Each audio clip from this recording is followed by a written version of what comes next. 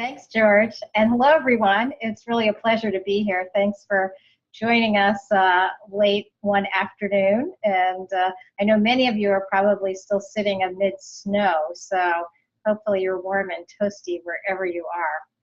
Well, I'm going to try to share my screen here, and hopefully, can everyone see my screen? Yes, okay. All right, well, today we're going to talk about independent school leadership. And I think, what's really interesting about this topic is there's so much changing in the landscape around us. I think as we look towards the future, we wonder, is that going to mean very different things for leadership, for the way we lead, for the way we organize our schools around leadership, for the way that we identify and find new leaders. So today, we're going to go through a variety of areas, and I will tell you that when I do these webinars, there's always so much I want to say. I tend to actually overpack the slides, so I hope to get through everything, but I will be sure, as George said, to share the slide deck with you. So should we not be able to cover absolutely everything, you'll have it afterwards, and I'm always happy to chat about any of the slides. But the journey that we're going to take today is first to frame this, because I think the most important thing to remember is the context in which we're leading today. That has changed so dramatically that I think it poses a lot of questions. And the first one are the historical structures of leadership. Do they work anymore? Will they work in the future? Where do they hold us back and where do they propel us? As I mentioned earlier, identifying and nurturing a future generation of leaders has never been more important. We're at a time where we're starting to see a lot of baby boomer administrators and heads retire, with not as many aspiring to leadership positions. So what does that mean? And as our country diversifies, and particularly the school-age population, which will continue to diversify, and that will increase until 2050, how do we bring diversity to the top? I think as people look at our schools, they're looking for them to mirror the diversity of our society and to look for that kind of leadership. And finally, I want to pose to you, what does all this mean in terms of the mindset that we need to have as leaders? And I would suggest that we need to shift our lens a little bit to ensure that we're prepared for the here and now and the future. And I'll end with a bit of a framework that I think is really a good way to think about how we structure the work of leaders in the future. So I'm going to start quickly with just jumping through the changes that I see from my seat at NAIS. One, we see so many new models of schools.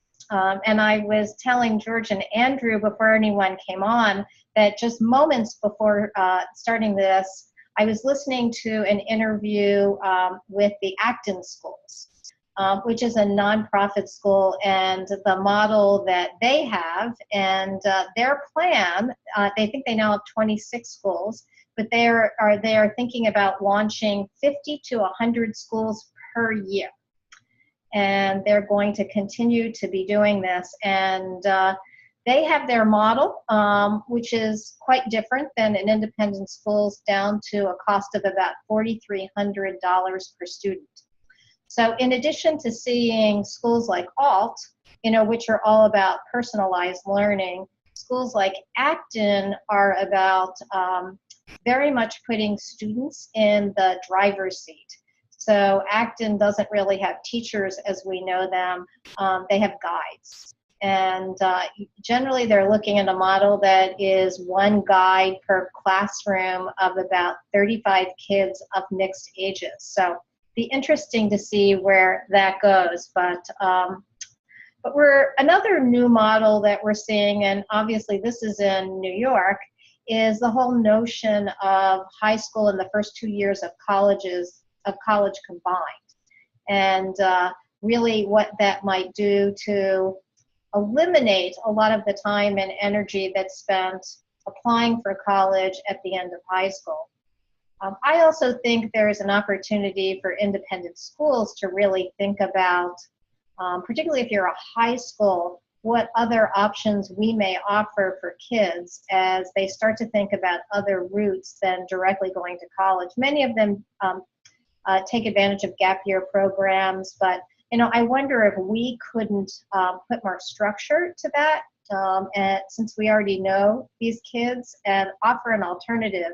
Because I think as we see Gen Z going through our schools, some of the study of Gen Z is they are the first generation that is forecast to not necessarily want to choose college as a path immediately. So what does that mean for us? Of course, we're welcoming a new generation of parents. Millennials soon will be the most numerous parents in our school. And we're just starting to understand a little bit from the leading edge of the millennials about what they're looking for. But what was really interesting to me in some of this early study, and particularly in this study by Barkley, is only about 50% of them say, I want to raise my kids the way I was raised. And some of them are really moving away from what they might have felt was that helicopter parenting by their own parents. Some are looking for more simpler lifestyles. Much of that we don't really know. And it's something that NAIS is really going to spend a lot of time learning more about. We are about to use the jobs to be done framework, which some of you might have read the book Competing Against Luck, which Clayton Christensen from Harvard Business School released not too long ago. If you're looking for a good read, I would suggest it's a great read because it helps you look at why people make decisions in a very different lens. And I'm going to talk about it in a case study a little bit later on. But we're going to use that framework to try to understand when parents make, particularly a millennial and younger Gen Xers, when they make a decision about education, what job are they actually hiring a school to do? To really get at that emotional center to see how that can inform some of our strategies moving forward. And talking about millennials, this was from a study that was done by EduChoice. And what really stood out here is you could look at this slide and say, as millennials were looking at the best education for their child, overwhelmingly they chose private schools.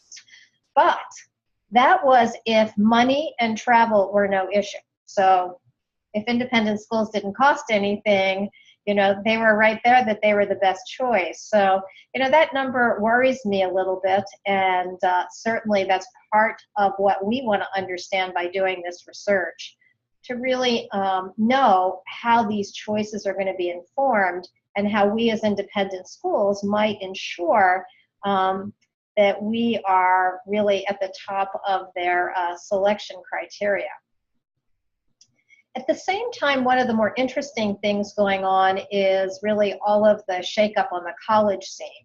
And, we're seeing people questioning the value of college, as can be seen in this Pew report. They did a study to ask the public, even though we see a lot of press about college, is it still worth it at the price point? And particularly when you have millennials, many of whom are laden with student debt, what does that mean going forward? So, as I think we look at this shakeup in the college world, how does that affect us, and how does it offer us opportunity? This just came out a few days ago in the Washington Post, and it's a really interesting article which really talks about how so many colleges are really on the brink of going out of business, particularly in the Northeast and the Midwest. And as those numbers continue to shake, to really spiral downward. But it does profile a particular college in Maine that has really beat this trend and in fact is growing enrollment, really by transforming what they see their job to do is. And probably the most noteworthy of these is Southern New Hampshire University. if you choose to read Competing Against Luck, it profiles the case study of Paul LeBlanc, who was then just appointed as the president of Southern New Hampshire University, felt that he wanted to do something very different with this university. He felt that, they could be competing against lots of other schools, but, as a small regional school, was that really coming from a place of strength? So instead, they actually used this jobs to be done research framework to look at potential customers. And they learned something interesting, that in fact, they have two very different clienteles. One is the traditional college student who is looking for a coming-of-age experience, and everything about the structure of SNHU was built for those learners. But they were beginning to see a group of much more non-traditional learners, and when they did this research with that particular group, they found out that what they were interested in was completely the opposite. They were looking for convenience, customer service, credentials, and completion. And they found that in order to meet the needs of this particular group, they had to completely restructure the university. And customer service was a key way. They found out by really digging into this research that first call was the crucial one. So instead of returning a call within a day, they now return calls within 10 minutes, and the customer service staff could spend an hour, 2 hours, 3 hours on the telephone with someone, understanding their journey and preparing them for that. So again, it was understanding the job that they were hired to do led him to completely restructure SNHU to really appeal to these non-traditional learners. And they are now seen as one of the most innovative organizations in the country.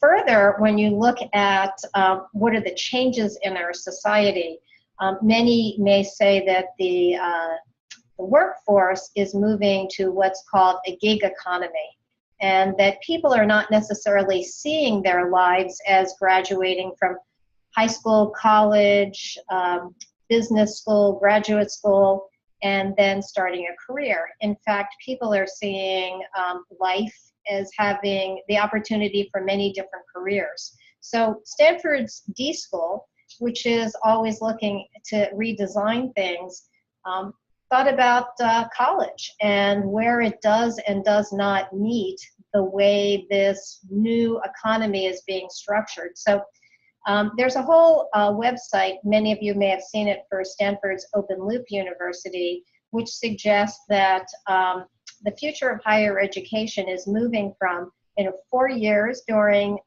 the time when someone might be 18 to 20, 22 years old, to 6 years over a lifetime. Can we reimagine education in that way? So in fact, as lifelong learners, we are constantly going back to partake of education in ways that serve us at that time in our life. Also we're seeing, and I know many of you are struggling with this, particularly in New York City, we live in an age of social media where a lot of information about schools, about education, is gotten from ranking sites, from blogs online, that sort of thing. And, and how we deal with this is of growing concern, so that we ensure that parents get the right information. And of course we know that tuitions continue to spiral, and is that business model sustainable? We just finished doing a study in Los Angeles, very well-to-do city, in many ways much like New York. And it was a pilot for a series of studies that we're going to do, and to really understand what that particular market is looking for. It was really interesting in this particular study is that overwhelmingly all the participants, and it was a very large sample, mostly of high-income parents, felt that independent schools were the #1 educational choice. But many of them had chosen not to go that route. And when we asked them why not, the top 3 reasons were around cost and value. #1 was it's simply too expensive for me. I'm not even going to consider an independent school at that price tag. Number two was the other options are good enough. And I think we're seeing more of this where, you know, there are particularly younger families are scanning the landscape and saying, you know, that might be my preference, but I think I can put something together, you know, that works for my child and you know, maybe doesn't have the same quality, but I can fill that in through tutors, other kinds of programs. The third was I don't see the value of an independent school matching the cost of the school. So this was, you know, we're really digging down into that more, but I think, you know, we're seeing in more and more markets, even stronger markets, some attrition. And we see lots of new models. I mentioned Acton earlier that are coming in, and particularly they want to offer something that is similar to an independent school education at a really very reduced price. This is the homepage of Blythe Templeton Academy. And as you can see the headline, some schools give you a desk, we give you a city. Their model is to partner with entities in urban areas throughout the United States and to extend that learning through those partnerships. Here in Washington, D.C., their partner is the Smithsonian Institution. I know they're just moving into New York is their second location, and they also plan to be expanding. In D.C., their offering is very different than independent schools. It's a much more stripped down model, but it's also half the price. So, and they are growing fairly rapidly in DC. It'll be interesting to see how they fare in the New York market. And of course, the workforce is changing in ways that I think are going to challenge leaders like never before. And where we're going to find our talent, I think, could be much more difficult than it was in the past. And people coming to our schools may have different views about that. You know, and finally, I think for all you educators in the group, how we really think about how we educate kids for an unknown world is something that obviously we're constantly contemplating and tweaking our curriculum. So that intro was all to say it's a much more complex world. Being a leader of an independent school is so much more challenging than it used to be. And what does that mean that we need to change about leadership? And I start with structure because some of what we do, I wonder if it's still sustainable. This particular study, which was done mostly with public schools, and obviously independent schools are a little dissimilar to this, really looked at if you run a complex organization, how many people can you really manage well? And it made the case in most industries where somebody is managing people who do highly skilled work in highly complex systems, you know, managing more than 5 people is very tough. So, and it can really mean that it's difficult to actually synthesize and analyze all of these issues in an effective way. So in the independent school world, I think, you know, one of the things that we are talking a lot about is how we can apply distributed leadership. And to some degree, that already exists. You know, we do take some of the work, and different administrators and teacher leaders do that work. But I would argue that in many cases, it's not integrated in such a way that we are distributing the responsibility for our core outcomes across leaders. And, you know, it may be, in many ways, some of the leadership is still compartmentalized, so that an admissions director may be looking at this piece, a CFO may be looking at this piece, the head may be looking at all the pieces. But in the distributed leadership model, you really are building collective responsibility for all of the major outcomes of the school. And that means really thinking a little bit differently about how we distribute leadership throughout a school. And I want to go through some of the steps in doing that. Number one, obviously, is really investing the time in developing a structure and process that really effectively distributes that leadership, to ensure that there is a team of people that are really holding the responsibility for the core mission of the school. And what that might look like is organizing leadership not around specific duties, but around these big, hairy questions that schools need to ask. You know, for example, is our mission relevant to what students need today? And how do we hold a group of leaders accountable for that? How do we talk about that? You know, and I think that increasingly we want to share that responsibility, because it's just too much for a head to have on his or her shoulders when so many things are going on within the school day. So thinking about distributed leadership in that way, I think will lead you to a slightly different structure than one where you are compartmentalizing different jobs and having different people take responsibility for those jobs. Certainly key to this as well is how we strengthen leadership capacity. And I'm going to talk a little bit more about this later, but how we nurture that potential and keep it within our institutions is going to be, I think, even more challenging as the workforce really changes over. And it's something that we really need to be thinking about now. A great way to start is with succession planning.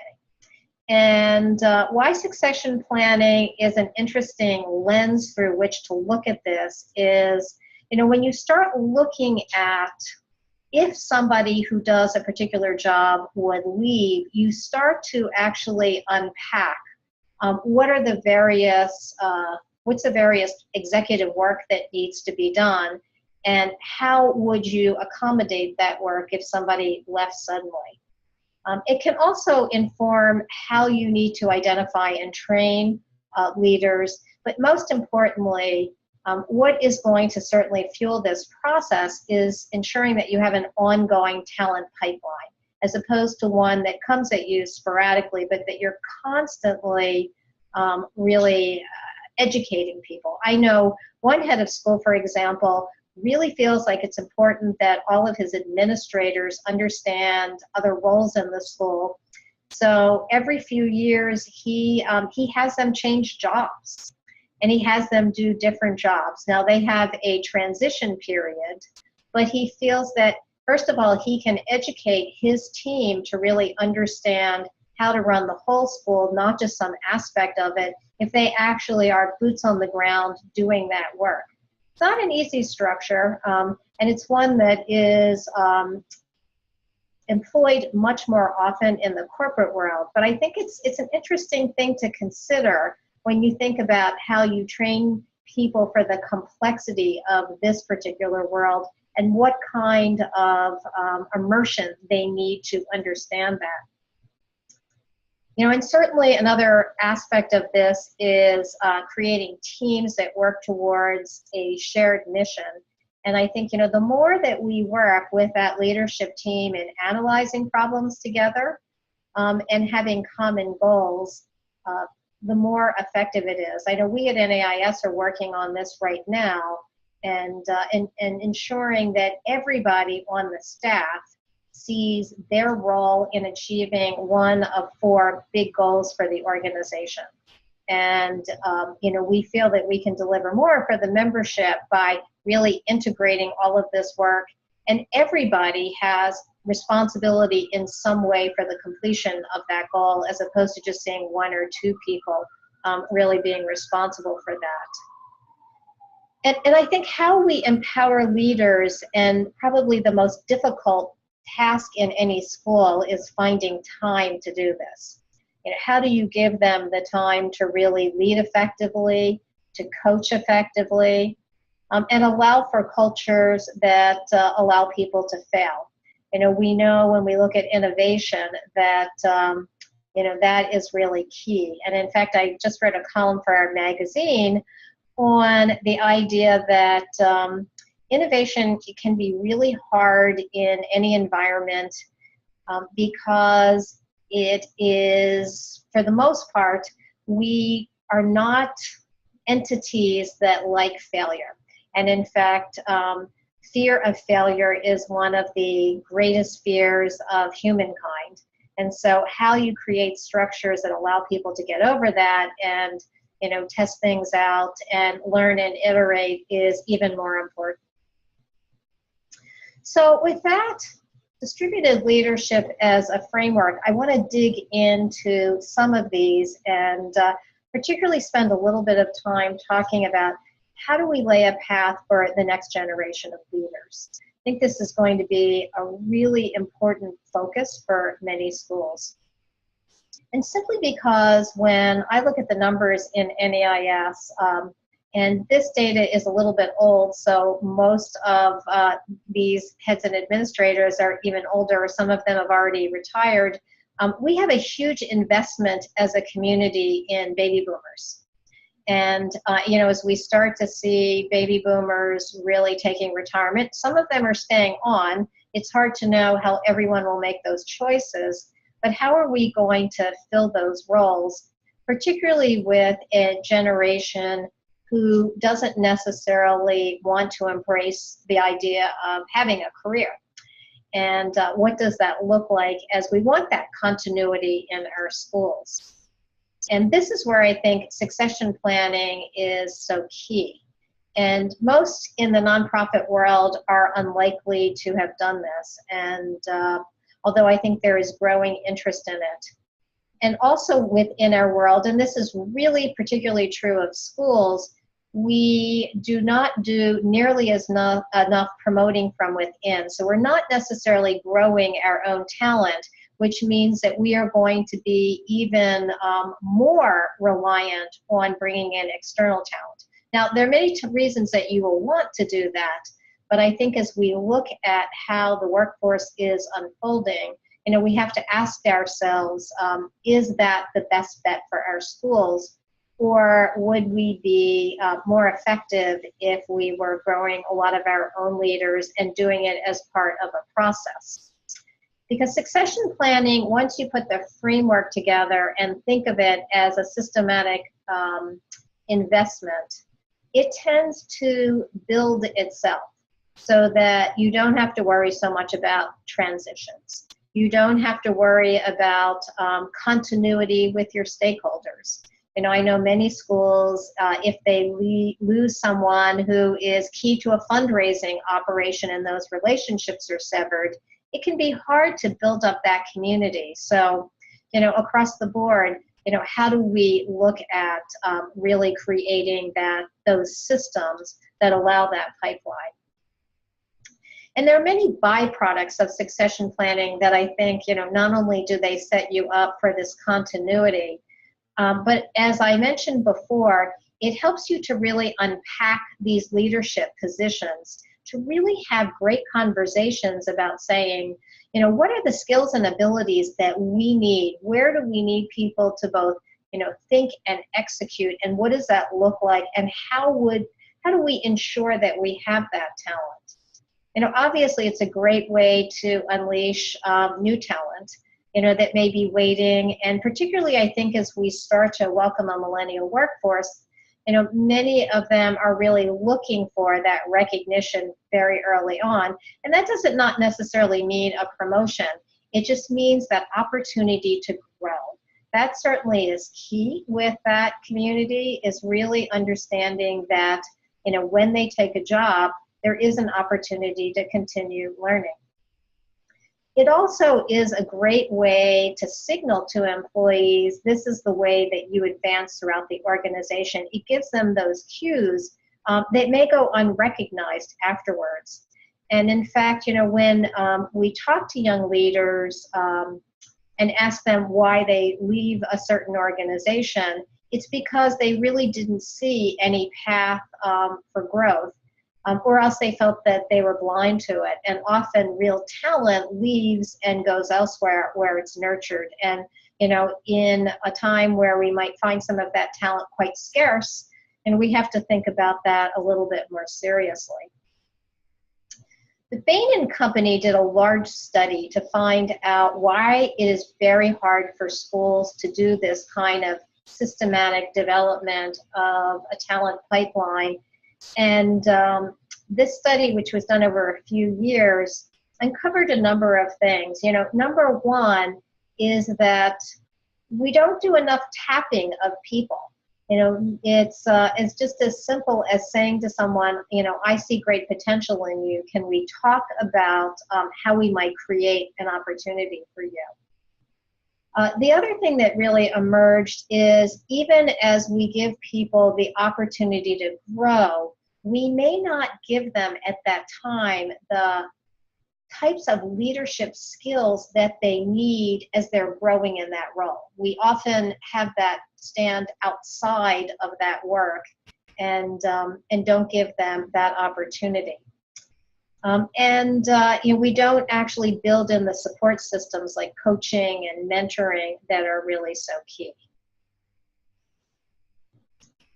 So let's dig in a little bit more to that and how you really nurture that talent in your school. And this is a framework that was developed to really look at how any organization develops capacity of talent. And you know, generally, they outline it as 6 steps. Is first of all, it's got to start at the top.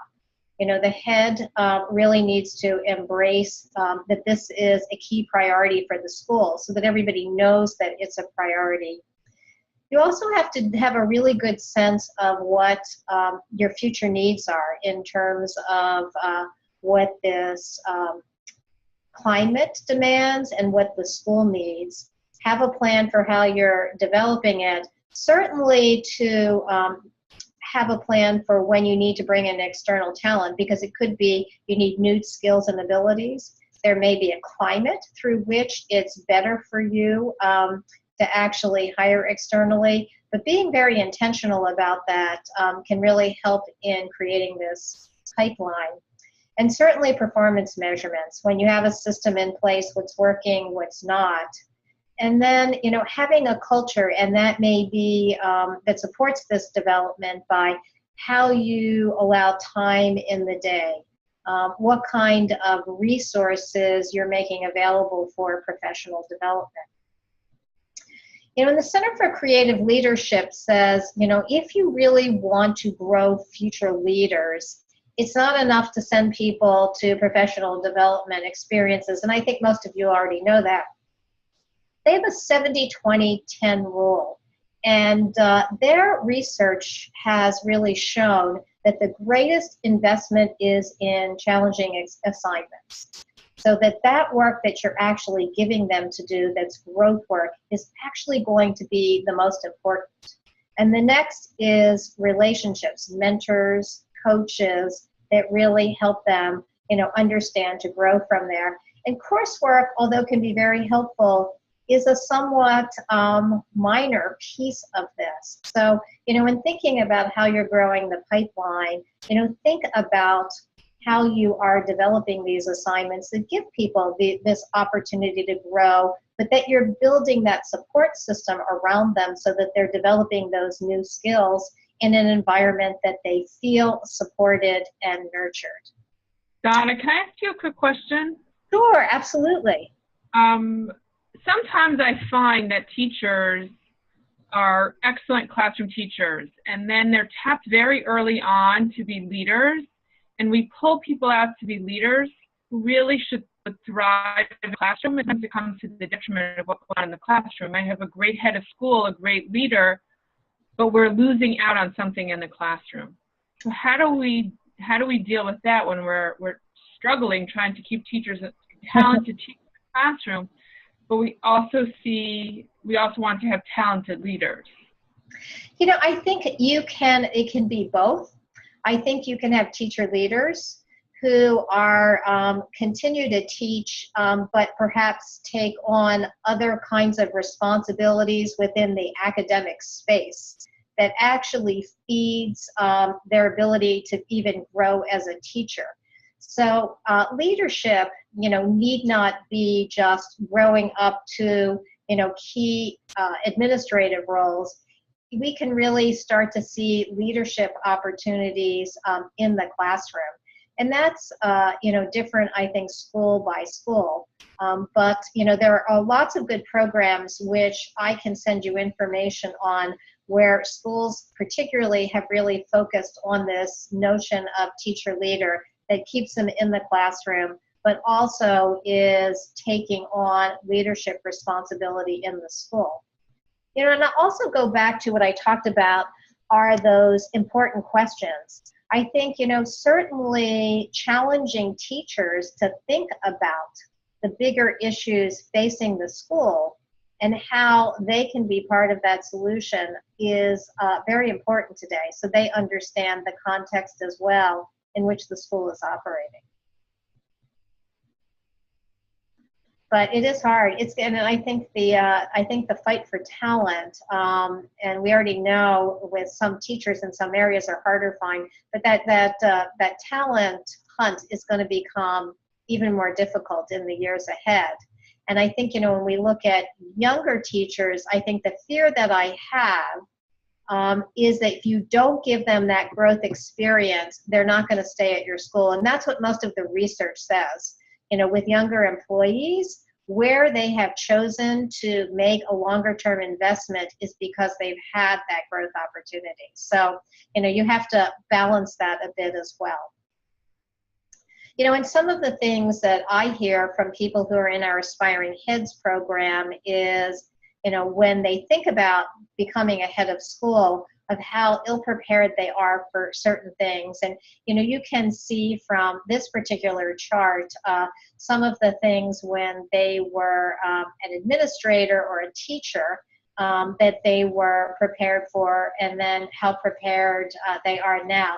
And certainly some of the least preparation was legal, because I think, most people, until they become heads of school, don't really understand the number of legal issues that can arrive on your desk on any given day. But unfortunately, that is happening with great regularity. And one of the frustrations that I hear from people who are seeking headships are that they continually get turned down by search committees because they don't have experience in fundraising, they don't have experience with boards, they don't have experience in large-scale strategic visioning or planning. So, to the degree that that kind of training can be offered early on, and I know a number of heads have committed to that and are doing a really terrific job offering those opportunities to administrators to allow them to grow and really take on some of this distributed leadership within the school. As I mentioned in the forefront, diversifying leadership has never been more important, and we have not made many strides as an industry. When you look at where the school-age population is going, it's getting more and more and more diverse. And increasingly, families are looking at our schools and saying, do I see in the leadership, the face that I see on my child? And, they're not seeing that diversity. And when we start to look at the numbers in our school, and this slide is from two of my colleagues, Amada Torres and Caroline Blackwell, who have done an enormous amount of research and are continuing to on what are the barriers to women and people of color in headship. And that's a huge priority for NAIS. And although there have been some strides made, as you can see, the needle has not moved that much from the year 2000. And not only is diversity certainly great for our schools, and now there's a lot of research that shows that really the most innovative places are the most diverse places, because just having a diverse group of people to work with makes us smarter and work harder. That is certainly going to be key to our schools. But I think we also find, and there is some really interesting research done recently, looking at people who are not from majority cultures, being able to see some of the changes in the world with a very different lens. and offering just the viewpoint we may need at this time in our schools. So, I think for all of you thinking about how we nurture female leaders and people of color in these positions is going to be very important. And we ask many women and people of color who aspired to leadership positions what they wanted from you, how they wanted to really grow within their schools. And this is some of what they said. They really want to improve their leadership schools. They would very much like to see those opportunities made available. They particularly also talked about finance, budgeting, all of those kinds of things that they will be called upon to do. That they would like to learn how to do that early on. And as you can see, back to the teacher question, many of them are interested in academic leadership roles, but it doesn't necessarily mean taking them out of the classroom. So, I think understanding that and really providing that support. In addition, really spending some time thinking about how you make available mentors and sponsors. And both mentors and sponsors are really important because they play two very different roles. And mentors obviously are more like guides, where sponsors are really advocating actively for you. And we found the American Association of University Women recently analyzed women in leadership positions and what helped them to rise to the ranks. And they found that women, much more than men, really benefited from having sponsors, made a huge difference. So, not only creating the pathways, but creating these support systems through mentors and sponsors are increasingly important as we grow that talent pipeline. So I want to shift for a minute to really talk about, for those of you who have leadership positions right now, does all of this call for a different type of leader, or is it a different type of mindset? And I know most of you are familiar with Daniel Goleman's work around leadership and his 6 leadership styles.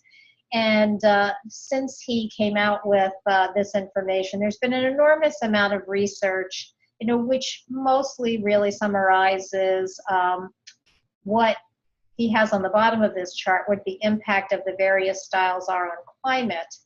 But clearly, depending upon your situation and culture, different styles are needed.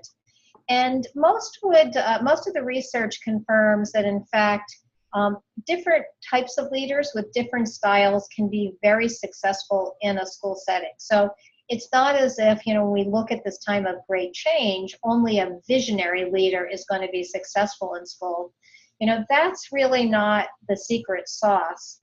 In fact, it is to some degree the kinds of traits that you embrace, as well as mindset. And this was some research that was done about, that was looked at nonprofits across the board and said, looking at how different our society is and the rate of change, are there different competencies and skill sets that leaders need? And most of these would not be surprising to you, although as I look at them as a whole, again, it kind of looks like that old saying of God on a good day, where you need to be a strategist and an entrepreneur and a motivator. And it's pretty tiring to think that you have to wake up and be all those things on any given day, which again, really supports the whole notion of how you really have distributed or integrated leadership. But I would also suggest to you that one of the most important things is switching from a scarcity mindset to an opportunity mindset. And I think that this can be particularly true today if you are struggling for resources in this environment. It's really easy to not to move forward to say we don't have enough of this or that. And the danger in that is that we really remain in a very passive mode as opposed to being very proactive and opportunistic about what's available to us. And I would suggest to you, there wasn't enough time to watch this today. It's a TED Talk. It's about 16 minutes long. But if you can catch 16 minutes and have not seen this podcast on frugal innovation, I would suggest it to you. Navi, the speaker, makes a really interesting... Good. You guys just missed it. Makes a really interesting case that in Western society in particular, we have a way of, when we innovate, of really creating more for more. And his point there is that, you know, when we ask people how we could do better, how they would be more satisfied with our offering, they tend to look at how you can pile on things. Now, all of you know this in the school environment. You hear from parents who say, you know, I would be more apt to pay that tuition if you offered this, or I need this service for my child. And he suggests that we need to resist that, because it's really, our way of innovating is about more for more.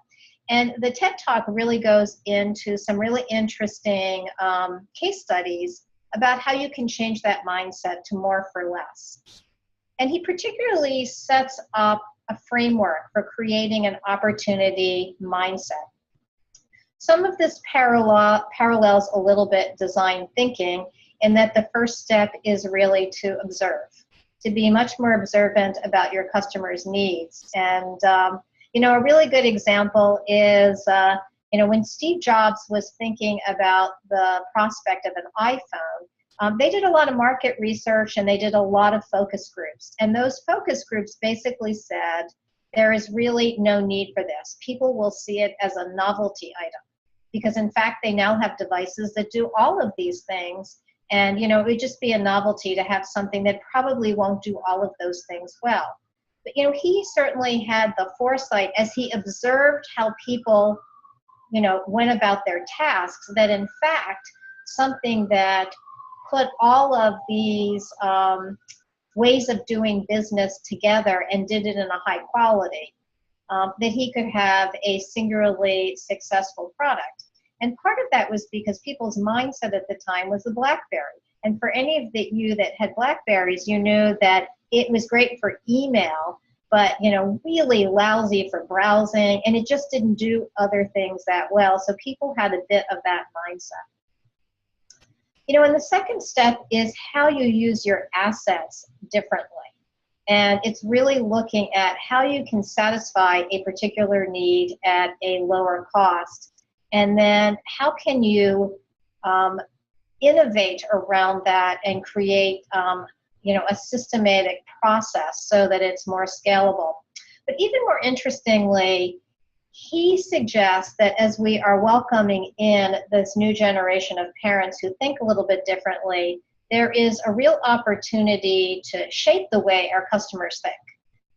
You know, we can think of so many things on our own experience that we really didn't think we need them. And once we have them, we can't imagine how we ever lived without them. And so, you know, I think how we can shift that, and particularly, I think what's really interesting is as millennials are becoming the predominant parents in our school, they have an attribute that was not necessarily true of particular generations. They like to prosume. That is to co-create. They don't like to be passive players. So, you know, it doesn't mean necessarily inviting them in to co-create your curriculum, you know, but finding ways that they can actually be part of the process so that they are finding solutions with you as opposed to butting up against whatever your strategies are. And I'm going to end with, I want to leave a few minutes for discussion. I was recently at a conference where I heard Kathy Pearson, who heads Wharton Executive Education, give a presentation on leadership today really calls for a different framework. We have to really be focused on the short term, the here and now, but we can't put the long term off into the distance. We have to actually create processes so that we are meeting those short-term needs and those long-term needs simultaneously.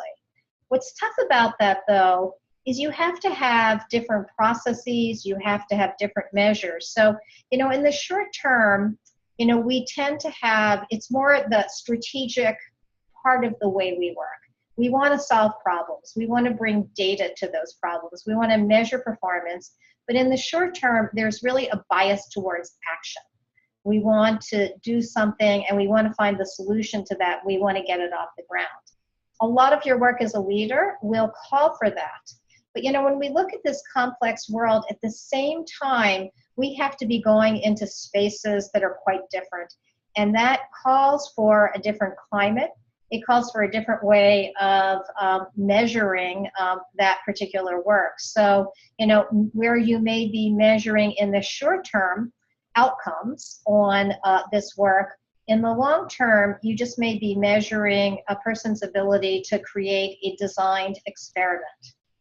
The other thing that she said, which I think is very true, is we have to find ways to really measure uncertainties. We need to look at trends, which are things that are and are starting to happen with greater emphasis, such as, you know, demographic changes in the student population is a trend. You know, we know that's going to happen. We know what it looks like. You know, uncertainty might be, you know, how families are going to consume these new models of education. Are they going to be, you know, something that they consume with, you know, great zeal, or are they going to back away from them and in favor of independent schools?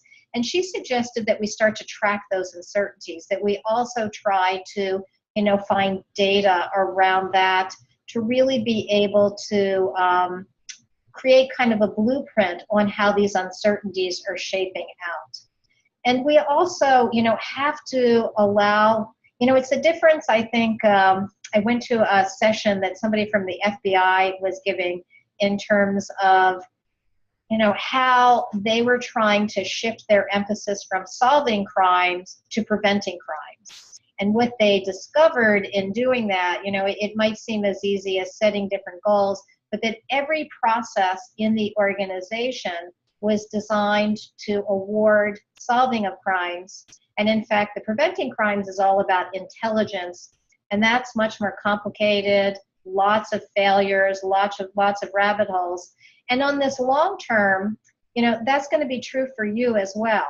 You know, so how do you create processes that encourage that at the same time while going that route in the short term? So I'm going to end there to let you think a little bit about that.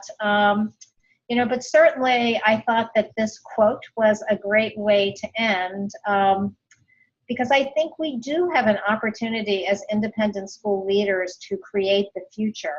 And we just need to put some new practices into place and try them on and not be afraid to fail and to iterate from those processes. So